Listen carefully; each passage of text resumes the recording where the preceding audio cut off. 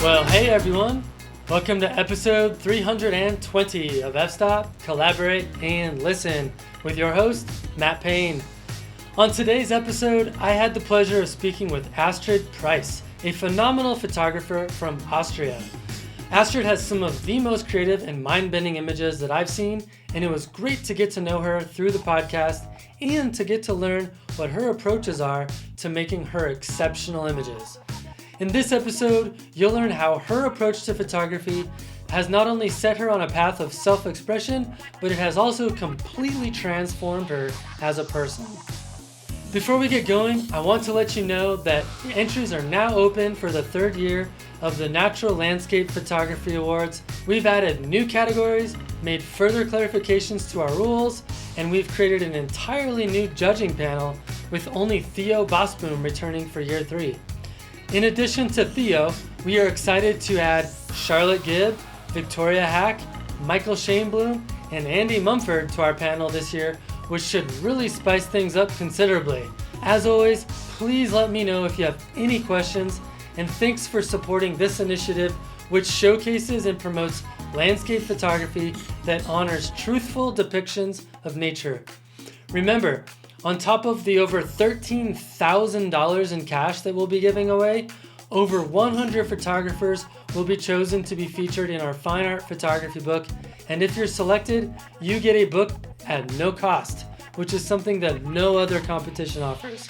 Just go to naturallandscapeawards.com to get started today. Okay, let's get to this week's episode with Astrid Preisz. All right, Astrid Preisz, it is so great to have you on the show. Thank you so much, Matt. I'm really honored and excited to be here. I've been a very big fan of your photography, and I really appreciate you taking the time out of your busy schedule to join me. Wow, that's a great honor to hear because usually I think my photography isn't well known. I'm not a pro photographer, and I'm just putting my stuff out there, just being passionate about what I'm doing. So that's a huge honor to hear that. It certainly shines through in your work. So, and I think Alistair Ben recommended you for the podcast as well. He So did, yes. That already was exciting to hear. So I was like, oh my God. Right. Well, for people that aren't familiar with you and your great photography, why don't you go ahead and tell us a little bit about yourself? Okay. Yeah, I'm living in Austria. I'm Austrian, so English is not my native language. And I live in Graz. Graz is a medium-sized city in the southeast of Austria. And we are surrounded by forests and mountains, so nature is not very far away from me. I can go outside and within half an hour I'll be on a mountain or in a forest, and I really love that. I don't have any children. I work in a research center, and I'm not a scientist. I'm just working in administration there, and I love just to be outside. Do you have any pets? Pets? No, I don't have any pets. Okay. I would love to have cats, but I'm working a lot, so yeah, maybe when I'm retired. Oh, you can borrow my cats. I have 4 of them, and actually one of them's Nice. in here right now. So, Nice. well, how did you get into nature photography? Oh, I got into nature photography really late in my life. So when I was young, I didn't have anything to do with photography. Yeah, this was nothing that was done in my family. So I started actually picking up a camera in 2015, because I had been caregiver to my sick parents for many, many years. And after my mother had died, I really had the feeling that there was nothing left of me. And I needed something to do that was actually just for myself. And I happened to run into some people at an online osprey camera. It was a live camera on an osprey nest, where I met some people who were actually in photography. And at some point I thought, maybe I get a camera. And so I went to a camera shop and got myself a camera and took a first course that was called Get to Know Your Camera. And then I went outside and pointed my camera at everything. And that was the beginning of it. So I had no idea what I was doing. Nice. Yeah, and before that, you did have a big interest in spending time in nature, or Yeah, how did that come yeah. about? I've always been outside in nature. Oh, okay. I was I was an only child, and my parents were working, and I was alone a lot. So I loved to be outside in the forest, and I was dreaming up my own worlds there. I was writing fairy tales and poems and playing outside. And I was a pretty, yeah, let's say I felt like a very odd child that didn't fit in well because, yeah, I love to be outside. So nature was always important for me. So when I actually started with photography, it was clear to me that I wanted to do something outside. Although I had no idea if it would be macros, wildlife, nature as a whole, landscapes. I just wandered around with my camera and pointed my lens at stuff. And this was usually, yeah, like decaying leaves and things in puddles and stuff like that. Nice. It almost sounds like photography has kind of rekindled your kindred spirit in terms of how you used to play in nature and Yeah. imagine all of these fairy tales and things like that. Would you say that photography's kind of opened up some of those doors for you? Absolutely. For me, it was when I discovered that I was, at the time when I picked up the camera, I was very much depressed and full of anxieties. And what was a problem for me was that I had built a persona for myself over the years that was interacting with the world, but my true self was hidden very deep inside of me. I was really afraid of opening up to other people, of letting people get close. And so when I was out in nature, it was for me like looking through my viewfinder. I became totally one with what I was looking at. I could be sitting beside a river or a pond and just looking into the water and totally losing myself. And for me, being outside and being there and interacting with nature gave me the possibility to reconnect with myself in a way that I usually, when I was at work or when I was interacting with other people, I didn't really dare doing that. I was always playing a part and not being myself. And when I was out there, I was just being myself. At what point did you make the realization that you were playing a part and that photography was giving you an alternative, real reality to represent yourself? Yeah, that was actually when COVID hit. Because before everything was, I was trying to be a photographer. I wanted to have my own style. I wanted to have my own voice. And I was really dissatisfied with myself because I seemed to be all over the place with my stuff. And nothing really worked for me. I didn't really know what I wanted. And by the end of 2019, I was really burned out, very depressed, very full of anxieties. And then when COVID hit, I was forced to slow down. We couldn't work as usually, and all of a sudden I had more time. And I started spending this time trying to find my way into photography a little more. I started to watch YouTube videos of other photographers. I started to consider what it could be for me, and that was the time when I also ran into Astrid and Dennis. And I was fascinated by this concept of expressive photography because I thought, first of all, what is this?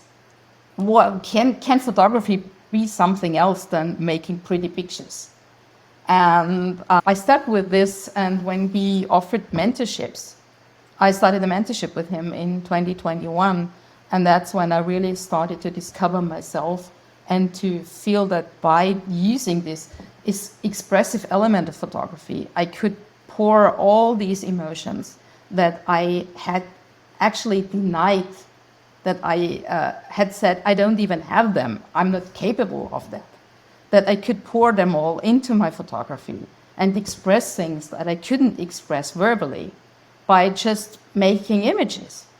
And a lot of that stuff that I made at that time was very quirky and weird and odd and not beautiful, absolutely not beautiful. But it was just an expression of my emotions at that time. And they were not all beautiful and playful. And I realized that that there is something inside me that I didn't let out, and that it was worth engaging with it, and that it was worth letting it out. And photography was, for me, the way to do it. And the more I used my photography for expressing myself, the easier it became for me to also engage with other people and to open up to other people in real life. So it was a real catalyst for me doing this for my own personal development. So Yeah, so I am not an expert on Austrian culture, but I am just curious, and you can tell me if I'm completely off base and we'll move on. But is there a bit of a culture in Austria for kind of more rigid not really. no, like No, not it's really. like No. okay, okay. No, not really, not really. No, it's people are really open here usually. Okay. Yeah, no, it's I not was that. It's not that. It was just me being me being weird. So no, I was just curious, like, oh, maybe photography has completely transcended culture, and that's amazing. yeah, yeah, and it's so amazing that when I look at the people I'm in contact with, I mean, you were in the USA, and I know people from all over the world now. And a Right. few years ago, I didn't know anybody because I just didn't let anybody get close. And now through photography, I know so many people. I mean, I don't know them in person. I haven't met them in person, but it's just opened the world for me. And that's amazing. So I kind of want to dig a little bit deeper in this idea, and I'd be curious to learn a little bit more about how photography has aided you in finding a path of self-expression and how that's helped you kind of shed what you would call your emotional armor. Yeah. Like, what is that? I'm really curious to hear what that's looked like in terms of your actual process. Okay, what it did for me was when I started looking at my images. It actually happened when I stopped trying to make something to please others. When I went out into the landscape and I saw something that moved me, and that was usually not something that was nice or that was beautiful, but something that was odd and dark and weird and a bit complicated. And it spoke to me, and I embraced this and made images of these things.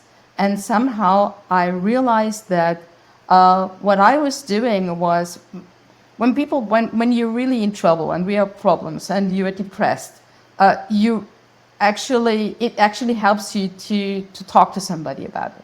I couldn't do that. I couldn't. But what I could do was I used my images to express these things. And the more I realized what this was doing to me, and that through the use of expressive arts, and it doesn't have to be photography, it also can be painting or sculpting, but I can't paint and I can't sculpt. But you can find for yourself, I think it's a sort of a valve or a release for your emotions. And my personal development has really gone hand in hand with my photographic development,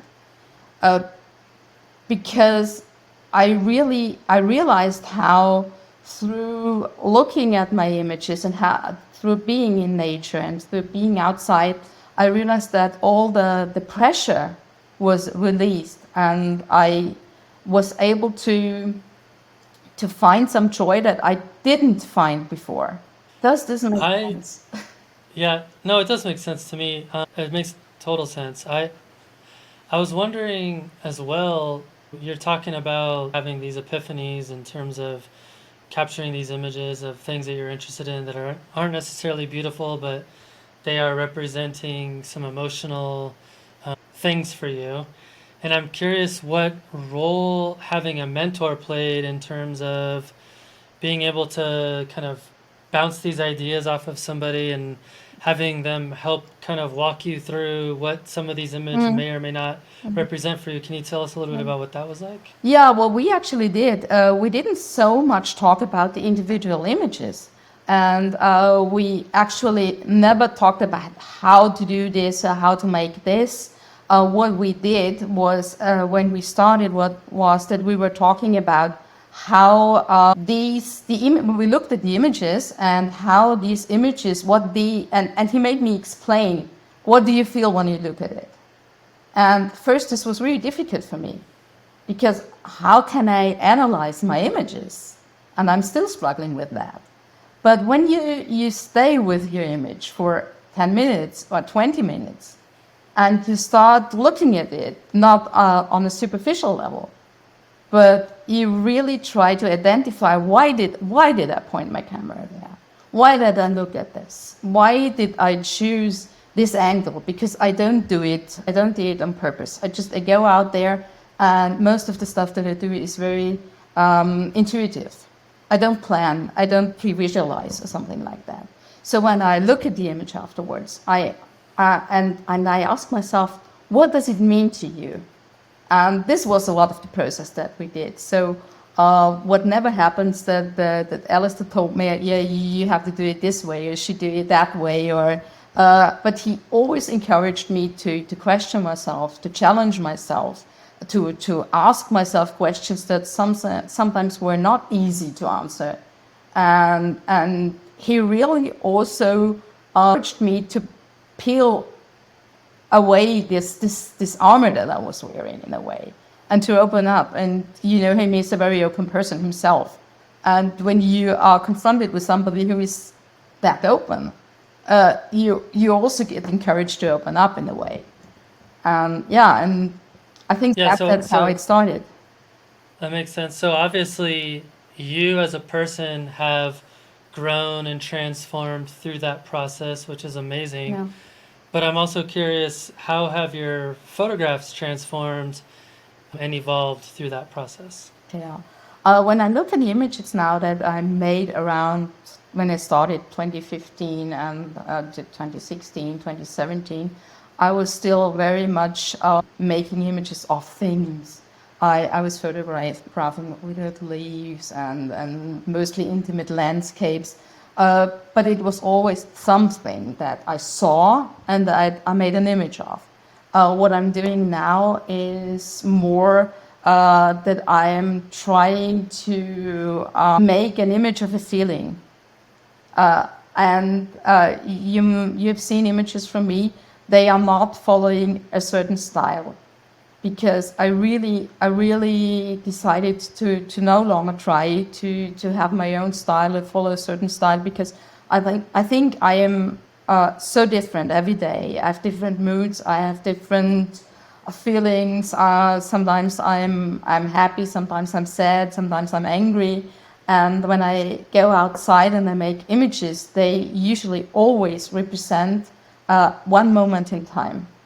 And so I have images that when I'm in front of I love the sea. When I'm in front of the sea and there are sea stacks and it's beautiful, I might just make a very literal image of this landscape, because I'm totally in awe of this landscape. And that's fine for me, because that's what I feel in the moment. And then I might be down at the river and I might just look at the ripples, the movement of the water and the sun make in the river, and I point my camera at that, and I might make a very minimalistic, abstract image of just one ripple in the water, or maybe just of bokeh. I make photographs of nothing, actually, because I feel like that at the moment. And another day, I might go completely crazy and might make something completely abstract, with multiple exposures, blending in Photoshop, completely abstract. And it totally depends on how I feel. And one thing is what I want to express, what I'm feeling at the moment. And the second thing is, and that's a bit more difficult, is what do I want? Is there something special that I want to say with it that I hope that other people might understand? Because that's where communication, visual communication gets really difficult. Yeah. I wanted to ask you, related to this, because I think this has been a part of your journey as well, through this process, that you recently wrote, I think you wrote a blog post or something where you talked about here's what I'm doing with my photography, and I don't think it's photography anymore, and is that a problem or not? And Yeah, I yeah, would love for you to talk a little bit yeah, about kind of what that thought process was like for you and kind of yeah. what realizations you've made. Yeah, this was actually a couple of months ago when I started really going abstract with stuff. When I started throwing together different images and making completely abstract stuff. And all of a sudden, there's still this, when we think we are photographers, first I called myself a nature photographer, then I called myself a landscape photographer, then I'm a photographer, and then I started doing this stuff. And then I thought, oh wow, I always felt a bit bad about it because I thought, well, is that still photography? Can I still call myself photographer when I'm doing things like that?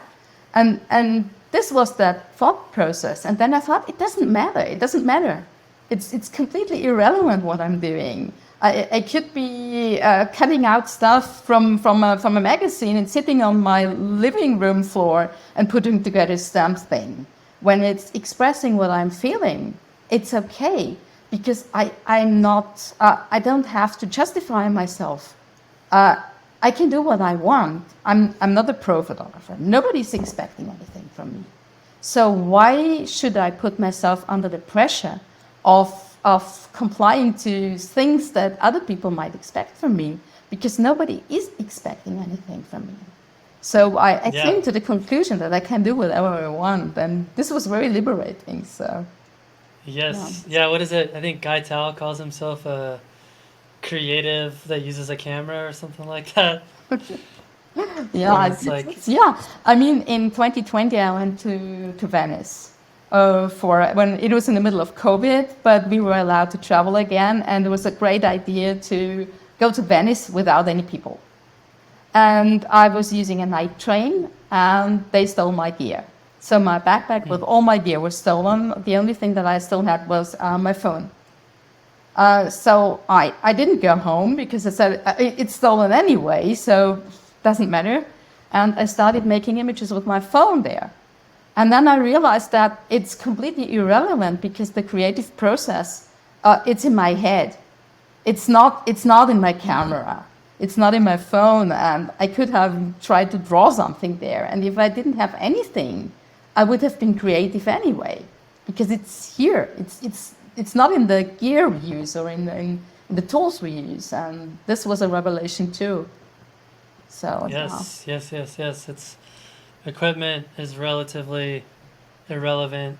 I mean, obviously, it plays a factor in some things, but in yeah, terms of creative expression, it's just a tool. it's just a tool. Yeah, yeah. Yeah. I'm curious, going back to your childhood or as you were growing up and working in the workforce, things like that. Did you have other forms of creative outlet that you explored? And when I was a kid, I liked to write. I wrote fairy tales and poems, but I never did anything with it. And when I grew up, I totally forgot about this creative child that was roaming the woods and playing up stories and then conjuring up stories and yeah, just being in my own world. And yeah, I started. I was a very lonely teenager, and I desperately started to try to fit in. Because when you're at a certain age and you're with your peers, you just want to fit in. You don't want to be the oddball. You don't want to be different. You want to be part of it. And I really couldn't, but I tried. And so I put all these things that I thought were weird about myself, I put them in a box and I buried them as deep as possible because I didn't want them. And they stayed there for a very, very long time. So because, yeah. That's And what, you wrapped him up in a bunch of armor. yeah, exactly, more or less, yeah, yeah, Yeah. I know you had mentioned that you work in a research center that's working towards trying to replace biotechnological processes with more environmentally sustainable ones. yeah.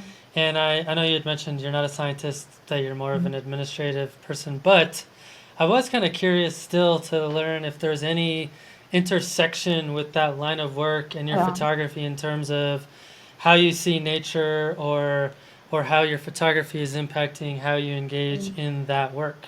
Yeah, I've been working there for a very long time, so I'm not a scientist, but I know what's going on, and I'm really really impressed with what the people do there, because it's all types of projects in agriculture, in pharma, in environment, in trying to recycle plastics and finding new methods, and they really try to use environmentally friendly methods for that, and more sustainable methods. So what we all have in common is the love for nature and for making things better for the world and for nature. And so I love my job. It's sometimes stressful, but I always say I wouldn't want to work somewhere else. So I really like it. The connection with my photography, there's not really a connection with my photography, other than that sometimes for events at work, they ask me to make some images. But what we are going to do in the next few years is try to create projects at the intersection between art and science to bridge a gap between parts of the population who usually don't talk to each other. So I might do something with that, I think. Gotcha. Maybe. That's exciting. Yeah. I'm curious, you've worked there for a long time, you said, and you've gone through this transformation since 2019. I'm wondering if the people that you work most closely with at your job would say that they've noticed any changes in you as a person since you've taken on photography in the way that you have. Yeah, I think they have, and some have already said to me, you've changed, because the problem that I had before I started this process, personal process and photographic process, was that for me, I had to negotiate with people in the framework of my work, and to be with people and talk to people. And this was really difficult for me, I struggled, and it stressed me out.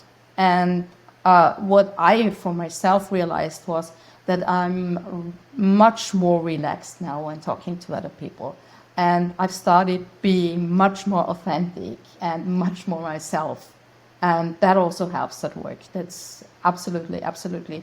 Because when I started opening up, that transcended, obviously, to all parts of my life. So, yeah. That's so cool. Yeah, it is. It really changed. It changed my life. Yeah, and Nice. at the moment we are in the process where we are applying for funding for the next 5 years, and we were in the same situation in 2019 when I ended up really depressed and burned out, and I can feel that now I have a much better tool set for not getting in that situation again. So, yeah. Awesome. Well, one of the things that I've noticed across the board with a lot of photographers is that we put a lot of pressure on ourselves to perform, right? Yeah. Especially with social media and things of that nature. And I'm curious if you have any thoughts on how we as a community can encourage other photographers to put less pressure on themselves to be as performative. And I'm curious kind of what's your secret for that? The first thing that I decided for myself, and that's different for everybody, and I greatly admire people who make their living from their photography, but I am in the very good position from my point of view that I don't have to earn my living from photography. So there is no need for myself to put pressure on myself. And I know that many people who don't earn money with their photography, who are not pros, put that pressure on themselves anyway. And so I post on social media, but honestly, it doesn't matter to me if I get a like there. What I do appreciate, and I think that's human nature, is when people whom I admire as a photographer react to my images. Yeah, that's nice, and I mean I think that's human. But I don't put any pressure on myself when it comes to social media. But of course, everybody needs to be appreciated and wants to be appreciated. And I would be lying if I said I'm totally ignorant and I'm not interested in what other people say, because that's just not true. And I think that's not true for anybody. But I don't. I love photography. If I start putting pressure on myself, it would spoil it for me. So and I don't want to do this. I want to enjoy it. I want to remember what it did for me and what it meant to me. Yeah, and I think that all boils down to what motivates each person individually in terms of, what gets them out of bed and what, gives them the energy to put the backpack on with all the lenses in it and drive 3 hours or whatever to capture an image. For some people, it's the connection with nature and it's the prospect of having an experience where you can express yourself, things like that. And for other people, they're perfectly content with photography being something that they're driven by monetary gains and followers and things like that. And I don't necessarily think there's a right or wrong, but Yeah. I don't know. I think you do see a difference in the results. Yeah. I think that for I know pros who are really authentic, and I have a huge respect for these people, because this is such a balancing act to have the necessity of earning your money with your photography and staying authentic and not just making stuff that other people expect from you. So for all these photographers who manage that and who can do that, I have a huge respect for them. I have a huge respect for them. But it's not easy, and I wouldn't be able to do it. And so, yeah.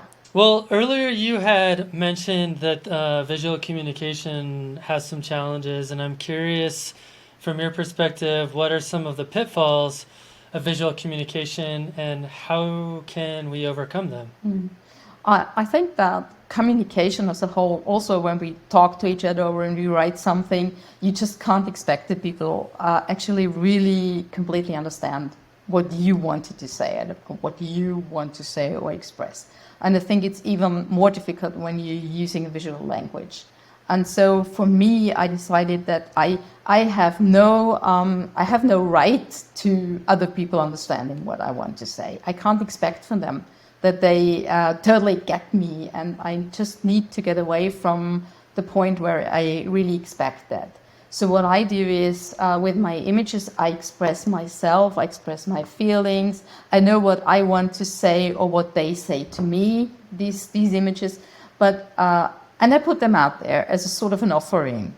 And if somebody looks at them and says, this image does something for me, it speaks to me, it has a message for me, then I'm happy. And if this message is completely different from what was intended, it's fine too.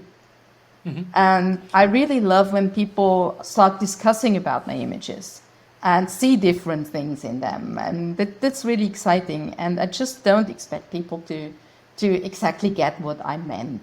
It's not input, it's not output. There is always some difference in how people perceive things, and I think that's okay. Yeah. I'm curious, when you put your images out there like that, are you being explicit in terms of describing in words what the image was meant to be for you, or are you just kind of putting it out there and letting the picture speak for itself? It depends. When I post something on Instagram, I usually put just a title, sometimes a little haiku or something like this, so people might get a hint. So I do write something, but I sometimes think it's too much. Sometimes I would just love to just put the image out there.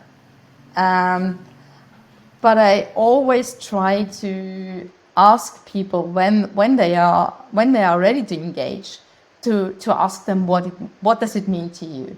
So we have this expressive community, expressive photography community, and there we can put images out with a so-called deep dive, where we try to ask people, look at this image, what does it do to you? Sometimes there is a vivid discussion, sometimes there isn't. So, but this is a different place where we just try things out, and then but on social media, I don't write too much, I think, about my images, because I don't want to direct them too much in one direction. So Okay. As a viewer of other people's images, would you prefer they not tell you more about it, or do you want them to kind of share what their thoughts are on what the image represents for them? I do like to hear what they feel about it. What I'm not interested in is when it's an abstract, to know what it is.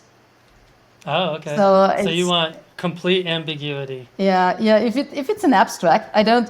And people tell me I'm posting these images, and for me it means that I'm expressing my anger or my whatever. That's fine, and I can also say yes, I get that. Or for me, it says something completely different.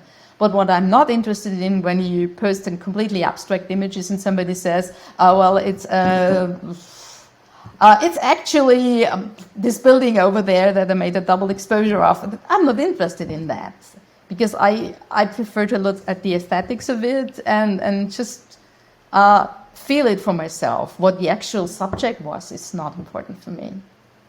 I'm the same way. I love mysterious images, and for me, part of the fun is trying to figure out what it is. It's like, even if that's not important, sometimes it's more like, okay, obviously it's not important to know like literally what this is a picture of, but it's more important to think about what else is this photo trying to say. Exactly. That's what I think too. Yeah. Yeah. It's images about something and not of something. Yeah. For me, those are some of the best photos. Yeah. Well, you've talked a lot about the importance of play and the concept of being playful in the field, and I'm curious how that's aided you as a photographer. I think it just gave me the possibility to not take myself too seriously. And sometimes I come up with stuff where I see something and I think that just looks cool, because that's okay too. Not everything needs to have a deeper meaning and be completely thoughtful. And it also can be just cool. And the playfulness in the field, I think, is life is serious. So why not just go outside and play and try things out? And I also think that that's how children learn. They play. And I think we lose this a little bit when we grow up. And I think it's so important to do this too. And it doesn't matter if the image that comes out of this is great, or if sometimes it's just fun to do something. Yeah, I can't remember what it was. I think it's an actual social psychology experiment, but I remember reading about it in college. But basically, these researchers had this like very complicated problem that involved moving all these parts around and stuff to solve it, and they gave it to a bunch of like 6-year-olds or 7-year-olds, and they gave it to a bunch of adults, and the kids were able to solve it way faster because they didn't have any preconceived ideas. They were just playing and experimenting and messing things up, and of course the adults were all rigid. And I think that's a great kind of example of kind of what you're talking about in terms of being playful will oftentimes lead to a much more creative outcome. Like I really like this. And often when I decide, I go outside and I want to make images of, or want to try this, or I want to try that. It's when I go out planning, usually I come back disappointed. So for me, it's important to just take my camera. I hardly ever use a tripod. I usually just take my camera and go. And most of my stuff is handheld, and because I think the tripod is somehow restricting me in my movements. I see something and I react. When I use a tripod, I'm not fast enough. I mean, I obviously sometimes I use it, because when I was in Spain last year, I was making images of all these rock faces where I had the focus stack. For that, I used it. But I'm most creative when I don't. That makes total sense. Yeah. Eliminate as many things as you can that get in the way. Yeah. Well, how would you define your work? Yeah, I think it's very hard to define because I don't think I have a style. I mean, some people told me that my style is just being me. This sounds nice. This sounds nice. I really appreciate that when somebody says that. But I think it's just being open to everything, no limitations, trying new things, being experimental. Yeah. So you're a mad scientist. Maybe yeah. And sometimes it's also contradictory because when I do more, don't even want to say literal landscapes. When I make images of landscapes, because I'm just fascinated by what's there, I'm being very restrictive with my processing. I do that in a very natural way. But when I do something abstract, I can go totally wild with it. So there are it depends on my mindset and where I am and what I'm feeling when I'm looking at something. And yeah, I just don't want to put myself in a box. Absolutely not. And every time when I try out something new and I'm fascinated and excited about it, I need to be careful because I just see another box popping up somewhere and I don't want to be in there. So yeah. I love that you brought up processing because what you said is very similar to the way I think when it comes to something that's a little bit more abstract or it not isn't necessarily a representation of something that actually exists. I tend to give myself a lot more creative freedom for editing than I would if it was a landscape, a recognizable landscape, for example. And not to beat the drum on that, but for me, that's like it's important if I'm going to represent a landscape that it be done in a realistic way, so that people know, like, yeah, that's what it was like to be there, and all that, and they don't feel deceived and whatnot. But I think when you're photographing abstract scenes or even in black and white, for example, it's already an automatic detraction from reality, and I don't think the same expectation from the viewer exists that it be natural, and I think that's totally acceptable. Yeah. I've had times when I thought I'm not being hypocritical because when I see people, Me too. when I see people popping in, swapping skies or something like this, and I'm cringing and I'm like, you can't do that. And then I'm doing something completely abstract where I just throw together everything. So and then I realized it depends on what I'm photographing because when I'm standing at the beach and I have this lovely scene and I want to just capture this lovely moment and this lovely scene or this mountain or whatever it is, then I want it to be as natural as possible and I do very little processing. But when I'm doing something abstract or something, then there's no need for me to stay within these confinements. And for a while, I really thought, am I being hypocritical? I'm doing composites without feeling guilty about it. But when somebody swaps the sky, I'm like, oh. So, yeah, I think it's just two different things. It is. I mean, part of it for me is like swapping a sky is basically it's a shortcut in my mind. It's like, okay, you weren't patient or you're not willing to put in the work to get something that's naturally beautiful, and you want to trick your viewer into thinking you witnessed something that didn't exist. For me, the pinnacle of naturally edited landscape photography are images that can and do communicate something more than just natural beauty. Like it can also convey emotion in other ways, whether that be, sadness or anger. And I think that's a higher bar, I think, for natural landscapes because it's just not that easy to do, I don't think. Yeah, no, I think it's difficult because when you have a scene in nature, I think the only way it's possible is if you really emotionally connect with it. Because when you're into it, with your heart and your soul, I think that it translates into the images. And if you're just there to make an image because your audience wants it, you probably won't get it across, I think. But that's so subtle. I think it might be a very subtle difference because the subject is the same. So can you really change the inherent emotion in your image by just changing your attitude towards it?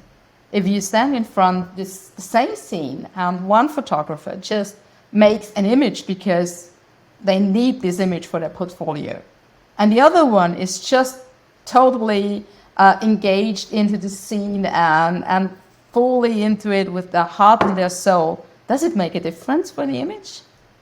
Yeah. It's really difficult for a natural scene, for a more representational scene. So I don't know. Playing devil's advocate, if someone swaps a sky or dramatically edits a photo with the intent of conveying a specific emotion, is that okay? Yeah, it's difficult. I don't even want to go down this rabbit hole because I think basically I think that almost everything's okay in art. But I don't like the idea of being deceived. That's a problem. I can say I make an image to convey a certain emotion, and I don't even. Well, it's really difficult because I'm not even sure if you have to say it. But I think there's a lot of stuff out there that's created with the intent to tell people that's what I saw. And I think there it gets tricky, but it's very hard to make to draw a line there, I think. Yeah, or it's implied, right? Yeah, like really... in their description, they don't. I've seen some descriptions of images where people are like, and actually I've a poignant example of a scene that I was at the same spot the same day as this other photographer, completely clean skies. We photographed the same subject. And he dropped in a whole nother sky with these amazing clouds and whatnot. And then his description was like, "Oh, this was such an amazing sunset. I can't believe I got to witness this." I mean, he didn't say like, and it was an amazing sunset. Don't get me wrong, but like the way that he conveyed it through the image was not true to what was actually experienced. And I just didn't like the way that made me feel. For whatever reason, so I think intent is important, but again, how do you really know what someone's intent is without them saying outwardly or asking? Yeah, it's a difficult topic. Yeah, it is. Yeah. I recognize that it's not black and white as well. No, which I think is what definitely isn't. Your original point was. Yeah. So, a couple more questions. I'm curious, how do you help others find ways to express themselves through art? I don't know if I do, but I would really like to, because I have the feeling that this whole process that I went through in my personal development and in my photographic development made such a difference for me that I have the strong feeling that I want to pay forward. So I'm not a teacher, I never was a teacher, and I probably will never be a teacher, and I don't run workshops or something like that. But I have the feeling that maybe by just telling the story to other people, how much it helped me to reconnect to myself, to open up to myself, to feel more alive, to overcome these really dark times of depression, of anxiety, just by being more present and being outside and just finding an outlet for all these emotions, the good ones and the bad ones, that maybe other people can see that it is possible, and maybe trying to connect with their creativity might be of help. And I think that everybody has this creativity. I think we are born with it. We just forget how to use it. Because I really think when you're a little child and for the first time in your life you start finding a solution for something, and you don't have any experience, you just need to solve a problem, which might be a very minor thing. You use your creativity. And then you grow up and you forget about it and you think you're not a creative person, but everybody is. Everybody's solutions for things is creative. Yeah, Yeah. it's unfortunate that one of the natural byproducts of the educational Mm. system and also the work environment and corporate culture and things like that, it is very much hammered out creative thought processes because it kind of goes counter to like following rules and things Yeah, like that. So, exactly. it's I think that's what's exciting about photography as an art form is that it's so accessible and it's something you can start anytime in your life and pick it up and learn it relatively quickly and do whatever you want with it and see what happens. Yeah. You don't need to be technically perfect or something like that. It's just a way of, yeah, you could also draw or paint or I don't know, or dance. It's totally, it's irrelevant what you do. But by using this creativity that you have, I have the feeling that you get to know sides of yourself that you didn't know before. And for me, what it did was it made me feel more alive than ever before. If I find a way of just making a little difference for other people who have this problem, who are who hide inside themselves and who are not open, and I became so much more trusting and connected with people. I think 2 years ago, 2.5 years ago, I wouldn't have sat here and I wouldn't have done this because I would have turned and I would have run. I was never, I wouldn't have done it.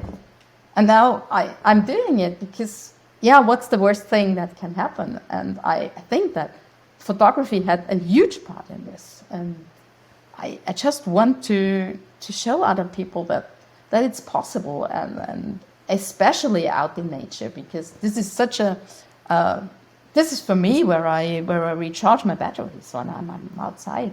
And you don't need to go to epic places. You can do it in your backyard or in the forest Yeah. somewhere. And it's really, it's irrelevant where you go.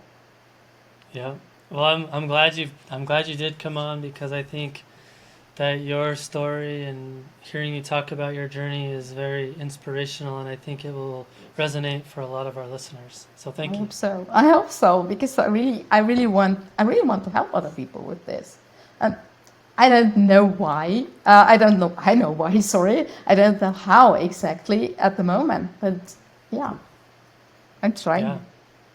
Well, last question. Who do you recommend for the podcast? Who are some photographers that we should get to know better? Yeah, I would like to recommend first of all Astrid Dennis. She's from the Netherlands, born in the USA, and she is a very expressive photographer. Tries out new things all the time, always extends her horizon, and I really love her work. And she has been with me on this creative journey for quite a while now. I've known her for quite a while. She's working on seascapes right now. I really love her work. Second person I would like to recommend is Dennis Heckman.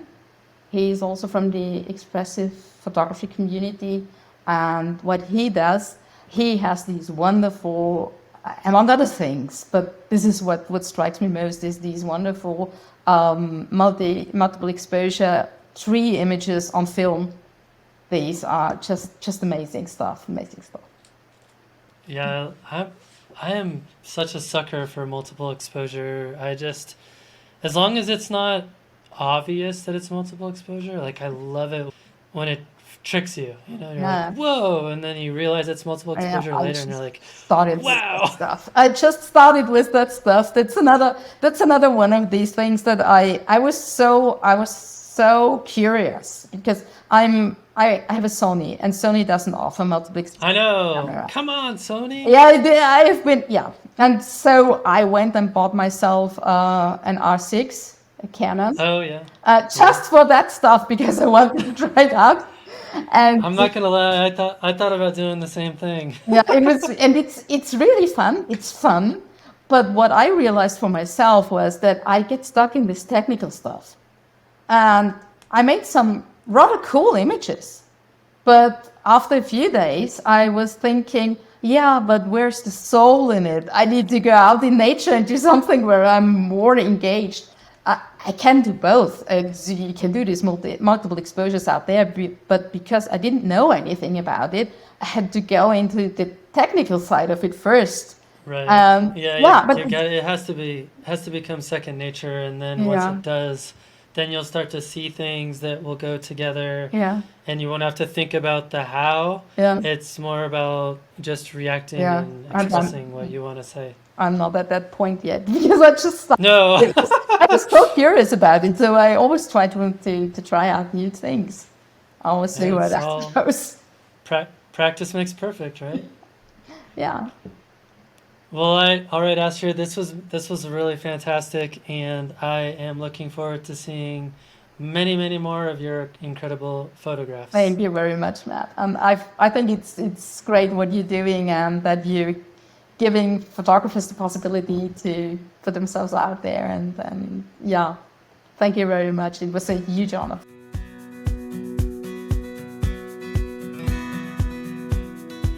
Well, thank you so much to Astrid for the wonderful conversation and for showcasing your incredible images with us.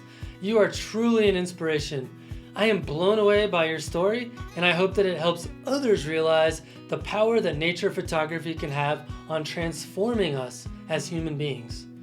If you valued our conversation, I'd be super humbled if you supported the podcast financially on Patreon. Not only does Patreon put food on the table for my family, it is also how you signal to me that I'm doing something that you value.